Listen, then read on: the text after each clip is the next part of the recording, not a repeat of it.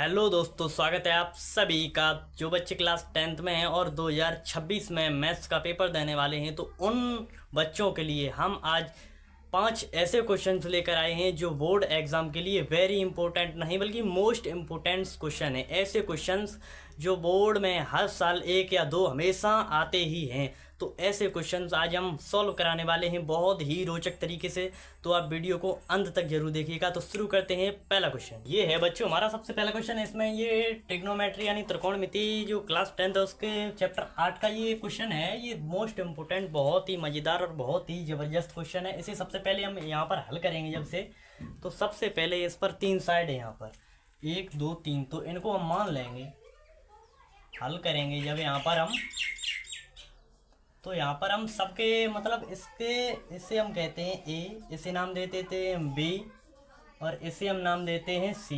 ये क्या हमने नाम दे दिए सी। इसके बराबर हमने ए मान लिया, इसके बराबर हमने बी मान लिया, इसके बराबर हमें सी मान लिया। पर ये सिद्ध करना है कि ये तीनों साइड हैं ए बी सी आपस में बराबर हैं। ये मुझे सिद्ध करना है। इनके जो मान निकलेंगे वो आपस में बराबर होंगे। ये पहला मुझे ए का मान ये दिया गया 1 + tan स्क्वायर ए बटा 1 + cot स्क्वायर ए बराबर 1 - tan ए बटा 1 - cot ए का होल स्क्वायर, और इसके बराबर में दिया गया है tan स्क्वायर ए। तो सबसे पहले इसमें हम ए लेकर चलेंगे। तो यहाँ लिखेंगे ए लेने पर, क्या लेने पर, ए लेने पर। तो हमने जब ए लिया यहाँ पर, तो हम ए को यहाँ पर लिखेंगे 1 + tan स्क्वायर ए बटा 1 + cot स्क्वायर ए। ये मुझे इसमें दिया गया है। तो हम जानते हैं एक सर्व संख्या होती है कि यहाँ पर sec स्क्वायर ए बराबर होता है हमारा 1 + tan स्क्वायर ए। तो sec स्क्वायर ए की जगह हम यहाँ पर वो 1 + tan स्क्वायर ए की जगह हम यहाँ पर क्या लिखेंगे, sec स्क्वायर ए। तो हमने ये लिख दिया sec स्क्वायर ए। अब इसमें एक और यहाँ पर सर्व संख्या होती है 1 + tan स्क्वायर ए किसके बराबर होता है, cosec स्क्वायर ए के। ये होता है हमारा cosec स्क्वायर ए के बराबर। इसे हम लिख सकते हैं, ये दोनों सर्व संख्याएं फंस रही हैं। ऊपर पहली होती है हमारी 1 + tan स्क्वायर ए बराबर होता है हमारा sec स्क्वायर ए, और 1 + cot स्क्वायर ए बराबर होता है हमारा cosec स्क्वायर ए। तो ये दोनों हमारी सर्व संख्याएं हैं। तो अब इसे जब हम हल करेंगे तो यहाँ पर ये दोनों के ऊपर यहाँ पर वर्ग है, ये sec स्क्वायर है और ये cosec स्क्वायर है। तो हम इसे ऐसे लिख सकते हैं sec ए बटा cosec ए। इस पूरे का वर्ग चढ़ा दिया हमने यहाँ पर, क्योंकि दोनों पर वर्ग है तो पूरे पर वर्ग यहाँ पर चढ़ा दिया हमने। तो अब इस sec ए को हम क्या लिख सकते हैं, sec ए को हम लिख सकते हैं 1 बटा, इसे लिख सकते हैं 1 बटा cos ए, इसे 1 बटा cos ए, और cosec ए को हम क्या लिख सकते हैं, cosec ए को लिख सकते हैं 1 बटा sin ए, और इसका ये वर्ग लगा दिया हमने, जो इस पर लगा है ये वर्ग लगा दिया। अब यहाँ पर आप देख सकते हो कि 1 बटा cos ए और ये है 1 बटा sin ए, और इस पर चढ़ा हुआ है होल वर्ग। तो इसे जब हम हल करेंगे यहाँ पर, ये इसके भाग में है ना, 1 बटा cos ए के भाग में क्या है 1 बटा sin ए। तो इसे हम भाग से हटाकर इधर गुणा में जब हम करेंगे, इसे जब सॉल्व, cosec ए cos ए इंटू क्या हो जाएगा sin ए बटा 1। ये वाला जब हम इधर रखेंगे मल्टीप्लाई में करके, अभी इसके डिवाइड में है ये, तो इसे जब हल करेंगे हम, तो ये sin ए है, ये इसके ऊपर पहुंच जाएगा, और एक है वो नीचे आ जाएगा। तो ये sin ए था वो ऊपर पहुंच गया, और एक था वो नीचे आ गया हमारा। अब इसे जब हम सॉल्व करेंगे यहाँ पर, इसे क्या लिख सकते हैं यहाँ पर, अब इसका हम मल्टीप्लाई कर देंगे यहाँ पर। तो ब्रैकेट में sin ए का मल्टीप्लाई 1 में करेंगे तो क्या हो जाएगा हमारा sin ए हो जाएगा भाई, और बटे में हमारा cos ए का मल्टीप्लाई 1 में करेंगे तो क्या हो जाएगा cos ए हो जाएगा। अब इस पूरे का क्या है वर्ग है। तो यहाँ पर आप देख सकते हो कि sin ए बटा cos ए किसके बराबर होता है, tan ए के बराबर होता है। ये हमें मालूम है। sin ए बटा cos ए किसके बराबर होता है, tan ए। तो tan ए लिख दिया। अब इस पर वर्ग है, यहाँ पर आप देख सकते हो ये वर्ग है, तो इस पर भी हम वर्ग लगा देंगे। तो ये क्या हो गया हमारा, ये हो गया हमारा tan स्क्वायर ए। तो इसे हम ऐसे लिख सकते हैं tan स्क्वायर ए। तो एक हमारा जब हमने ए लेकर के चला में, तब हमारा tan स्क्वायर ए आ गया। एक पद्धति हमारी यहाँ पर एक tan स्क्वायर ए आ गई। अब हम बी को लेकर चलेंगे, तो यहाँ पर लिखेंगे हम बी लेने पर बी लेने पर, अब बी हमारी क्या है, बी हमारी ये रहा है यहाँ पर। तो बी को जब लेकर चलेंगे तो बी में हमारा है 1 - 10 a बटा 1 - cot a, इसका यहाँ पर होल वर्ग है। तो इसे जब हम हल करेंगे यहाँ पर हम b को लेकर चलेंगे जब यहाँ पर, तो इसे हम, आप देख सकते हो कि ऊपर एक है और नीचे एक पैराग्राफ, तो इसमें दोनों का होल स्क्वायर है। तो जब दोनों का होल स्क्वायर है यहाँ पर, तो हम एक एक करके दोनों का होल स्क्वायर खोल देंगे। तो सबसे पहले ऊपर का खोलेंगे तो 1 - 10 स्क्वायर है। तो इसे हम कैसे लिख सकते हैं, 1 + 10 स्क्वायर है -2 10 है, इसे लिख सकते हैं क्योंकि यहाँ पर बन गया a - b का होल स्क्वायर। आपने खूब बचपन में या छोटी कक्षाओं में आपने पढ़ा होगा a - b का होल स्क्वायर क्या होता है, a स्क्वायर, तो एक का वर्ग एक ही रहेगा, और b स्क्वायर और -2ab, a square + b square -2ab हमने यहाँ पर लिख दिया। अब इसके जो बटे में संख्याएं हैं वो हम यहाँ पर लिख देते हैं। बटे में क्या है, 1 - cot a, तो इसका भी हम खोल देते हैं क्योंकि इस पर भी वर्ग है ना दोनों पर, तो इसे भी हम खोल देंगे इसी प्रकार। 1 + cot square a -2 cot a, इसे क्या लिख देंगे, 2 cot a। अब हमने यहाँ पर ये लिख दिया। अब यहाँ पर आप देख सकते हो कि यहाँ पर दो सर्व समकाएं बन गई। एक आपकी बन रही है 1 + 10 स्क्वायर a और नीचे बन गई 1 + cot स्क्वायर a। यहाँ पर तो हम इसे लिख सकते हैं इस प्रकार कि 1 + 10 स्क्वायर a बराबर क्या होता है हमारा, 1 + 10 स्क्वायर a बराबर होता है sec स्क्वायर a। तो इसे हम लिख सकते हैं, इसकी जगह 1 + 10 स्क्वायर a की जगह sec स्क्वायर a लिख दिया हमने, और -2 10 a लिख दें यहाँ पर, -2 10 a ये लिख दिया हमने जो दिया गया था क्वेश्चन में। अब इसके बटे में कौन सी संख्या है, बटे में 1 + cot square a -2 cot a। तो यहाँ पर ये चीज़ देख रहे हैं, इसे हम क्या लिख सकते हैं, इसे 1 + cot स्क्वायर को हम क्या लिख सकते हैं, 1 + cot स्क्वायर को लिख सकते हैं हम cosec स्क्वायर a। तो इसे लिख दिया हमने cosec स्क्वायर a, और -2 cot a ये दिया है, ये इसमें पहले से है 2 cot a, तो ये हमने लिख दिया यहाँ पर। जो sec a है हमारा ऊपर, इसे हम क्या लिख सकते हैं, इसे हम लिख सकते हैं 1/cos a, इसे क्या लिख सकते हैं, 1/cos a, ये हमने लिख दिया यहाँ पर 1/cos a। तो इस पर भी वर्ग था ना, तो इस पर भी हम कर देंगे वर्ग, तो क्या हो गया 1/cos स्क्वायर a, और -2 × 10 a बराबर हम क्या लिख सकते हैं, ये 10 है तो 10 a बराबर हम लिख सकते हैं sin a बटा cos a। तो ये लिख दिया हमने sin a बटा cos a। अब इसके जो अपॉन में संख्याएं हैं वो हमारी क्या है, ये है cosec स्क्वायर a। तो cosec स्क्वायर a को हम क्या लिख सकते हैं, 1/sin स्क्वायर a, इसे हमने 1/sin स्क्वायर a लिख दिया, और -2 × यहाँ पर क्या है cot a, तो cot a को हम क्या लिख सकते हैं, cos a बटा sin a। तो हमने ये लिख दिया cos a बटा sin a।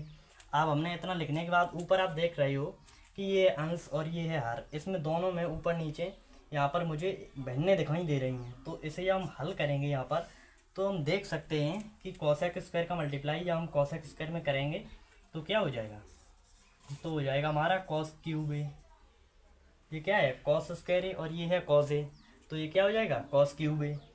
तो इसे अब यहाँ पर ये हमने क्या ले लिया, इसका एलसीएम ले लिया, यहाँ पर cos स्क्वायर a और ये है क्या cos a। तो इसका जब एलसीएम लेंगे तो क्या आ जाएगा, और एलसीएम आ जाएगा cos क्यूब a। तो इसे जब हम इसमें भाग देंगे तो यहाँ पर क्या बचेगा, यहाँ बचेगा केवल cos a ये बचे। तो यहाँ पर है केवल cos a, तो कितना बचा यहाँ पर, कितना बचा यहाँ पर cos स्क्वायर a। तो यहाँ पर हम लिख सकते हैं माइनस ये वाला हमारा 2, ये 2 × में क्या है हमारा, × में है ये पहले से ही है sin a, और × में ही क्या हो जाएगा, × में ही हमारा हो जाएगा, × में ही हमारा हो जाएगा cos स्क्वायर a। तो ये हमारा लिख दिया मैंने यहाँ पर, और नीचे भी, नीचे हमारा क्या है cos क्यूब a, तो यहाँ पर cos क्यूब a लिख दिया। और इसके जो दूसरी बनी यहाँ पर ये वाली बनी है जो इसके बटे में ये, तो इसमें भी हमने क्या ले लिया, इसमें भी हमने ले लिया एलसीएम। तो एलसीएम हमारा इसमें क्या हो गया sin क्यूब a, तो sin क्यूब a इसमें एलसीएम हो गया। तो यहाँ पर क्या क्या संख्या बचेंगी, यहाँ पर है केवल sin स्क्वायर a, तो यहाँ पर क्या बचा sin a, ये sin a लिख दिया, और यहाँ पर -2 × ये cos a पहले से ही है, और यहाँ पर क्या लिख देंगे, यहाँ पर लिख देंगे × में ये sin a है और ये sin क्यूब a है। तो यहाँ पर कॉज ए इंटू क्या हो जाएगा साइन स्क्वायर ए। तो ये हमने साइन स्क्वायर ए लिख दिया यहाँ पर, ये साइन स्क्वायर ए हो गया। अब यहाँ पर आप देख सकते हो कि एक भिन्न ये थी ऊपर, इसे हल किया तब ये आया और इसे हल किया तब ये आ गया। तो अब इसे हम आगे बढ़ाएंगे जब यहाँ से, तो यहाँ पर आप देख सकते हो कि ऊपर मुझे एक चीज़ कॉमन मिल रही है। यहाँ पर कॉज ए कॉमन ले लें, अगर हम यहाँ से क्या ले लें, यहाँ से अगर हम कॉज ए हमने जब यहाँ से कॉमन ले लिया तो यहाँ पर क्या बचा, यहाँ पर केवल 1 बचा, तो ये हमने 1 लिख दिया यहाँ पर। और -2 और इनटू में जब मैंने कॉज ए को कॉमन लिया तो क्या बचेगा, अंदर बचेगा साइन ए इंटू क्या बचेगा कॉज ए, साइन ए इंटू कॉज ए। तो ये साइन ए इंटू कॉज ए लिख दिया हमने यहाँ पर, कॉज ए ये लिख दिया। अब इसके बटे में मेरे क्या है, बटे में इसके है यहाँ पर ये दिया गया है, क्या दिया गया है बच्चों, ये कॉस क्यूब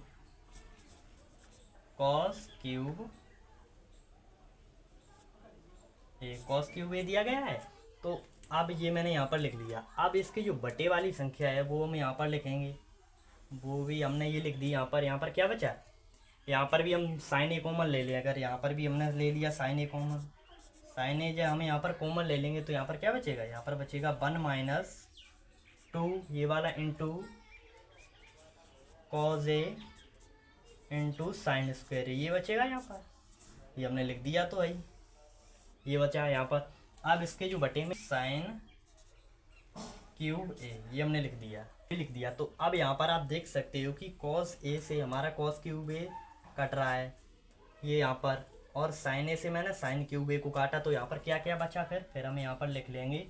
यहाँ पर हमारा क्या बचा, यहाँ पर हमारा बचेगा क्या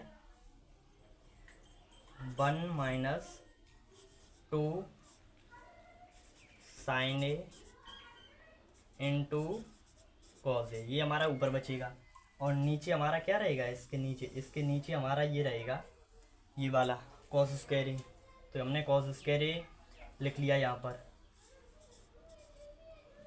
लिख लिया हमने क्या कॉस स्क्वायर ए।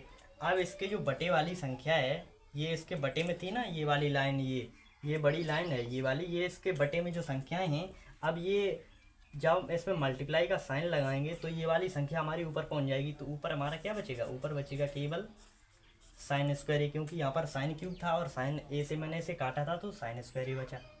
तो अब इसे जब हम यहाँ पर हम लिखेंगे तो यहाँ पर हमारा क्या बचा 1 - 2 और यहाँ पर क्या है कॉज ए इंटू साइन ए, अब यहाँ पर आप देख सकते हो 1 - 2 इंटू साइन ए इंटू कॉज ए, और यहाँ पर भी नीचे देख सकते हो 1 - 2 इंटू कॉज ए इंटू साइन ए। तो इससे हम इसे को कट कर देंगे, इससे मैंने इसको काट दिया। अब क्या क्या बचा हमारा, ये बचा केवल साइन स्क्वायर ए और ये है हमारा कॉस स्क्वायर ए। अब इन दोनों को जब हम हल करेंगे, वाला पार्ट और ये वाला पार्ट हमारा कट हो चुका है एक दूसरे से। अब इसे हम हल करेंगे, क्योंकि साइन स्क्वायर ए का मल्टीप्लाई 1 में करेंगे, यहाँ पर 1 बचा और यहाँ पर भी 1 बचा, तो इसका मल्टीप्लाई में 1 में करेंगे, क्योंकि यहाँ पर 1 बचा और यहाँ पर भी 1, तो इसका 1 में करेंगे। तो साइन स्क्वायर ए बराबर हम क्या लिख सकते हैं साइन स्क्वायर ए, और ये है बटे में हमारा कॉस स्क्वायर ए। तो इसके क्या होता है साइन थीटा बटा कॉस थीटा, साइन ए बटा कॉस ए क्या होता है हमारा टेन ए। तो टेन ए और है इन दोनों पर होल स्क्वायर, तो इसे हम क्या लिख सकते हैं टेन स्क्वायर ए, इसे क्या लिख सकते हैं हम टेन स्क्वायर ए, क्योंकि साइन स्क्वायर ए और ये है कॉस स्क्वायर ए। तो इसमें दोनों में वर्ग है, यहाँ पर दोनों में जब वर्ग है तो साइन ए बटा कॉस ए बराबर टेन ए हो जाएगा, और दोनों पर वर्ग है तो इस पर मैंने वर्ग लगा दिया। तो जब मैं बी को लेकर चला, यहाँ पर बी को जब मैं लेकर चला तब भी हमारा टेन स्क्वायर ए आया, और ए को लेकर जब मैं यहाँ पर चला तब भी हमारा टेन स्क्वायर ए आया।